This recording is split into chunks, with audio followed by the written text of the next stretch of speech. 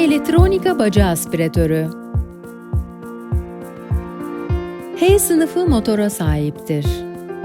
Cemi'nin tasarladığı patentli akıllı çaba kontrolü sistemi sayesinde gerilim veya anormal emilim durumlarında motor derhal durarak onarılamaz hasarları önler ve koşullar tekrar normale döner dönmez otomatikman yeniden çalışır. Cemi'nin tamamen metalden yapılmış motor soğutma fanı türünün tek örneği olup çok yüksek sıcaklıklarda bile soğutmayı mümkün kılar. Cemi motoru, dönen manyetik alanlar prensibinden yararlanan ve zaman içinde herhangi bir bakım gerektirmeden çalışma ömrünün tamamlanmasını sağlayan asenkron bir motor kullanmasından dolayı aşınabilecek fırçalara sahip olmadığı için herhangi bir bakım gerektirmez. Bobinler benzersizdir. Çünkü Cemi'nin yenilikçi markalı yüksek sıcaklığa karşı güçlü direnç sistemi sayesinde yüksek sıcaklıklara dayanacak şekilde tasarlanmıştır. Tüm bunlar doğrudan ısı alışverişi sayesinde hem motorun aşırı yüksek sıcaklıklarda çalışmasına hem de kendini soğutmasına olanak sağlayan seramik elyaftan mamul bobin emayesiyle mümkün olur.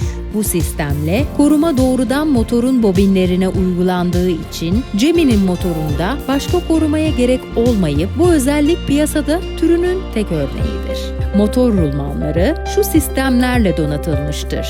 Cemi tarafından tasarlanan ve çok yüksek sıcaklıklara dayanıklı olup zaman içinde motorun sürekli sessiz kalmasını sağlayan SKF sessiz rulmanları. Cemi patentli bir diğer muazzam özellik de ünlü bir yağlama gresi üreticisi ile Basel Üniversitesi Çevre Mühendisliği ve Fizik Bölümü işbirliğinde geliştirilmiş yüksek sıcaklıkta rulman yağlama olarak tanımlanan kendini yağlayan rulman sistemidir. Cemi motoruna zaman içinde bakım önlemlerinden etkilenmemesini sağlayarak hareketli parçaların kullanım ömrünü garanti eden özel bir gres uygulanmıştır. Büyük önem taşıyan bir diğer unsur ise enerji emilimini %60 azaltma sistemi, yani düşük enerji emilim sistemidir. Bu büyük enerji tasarrufu Cemi tarafından rotorun benzersiz sincap kafesi üzerine gerçekleştirilen özellikli bir çalışma sayesinde mümkün olmuştur.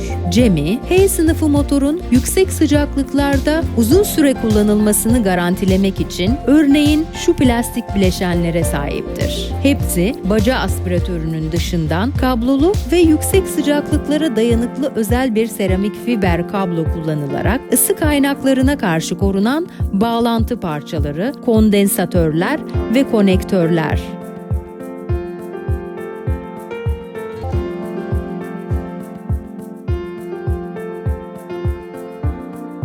Cemi baca aspiratörü. Güvenirlik artık evinizde.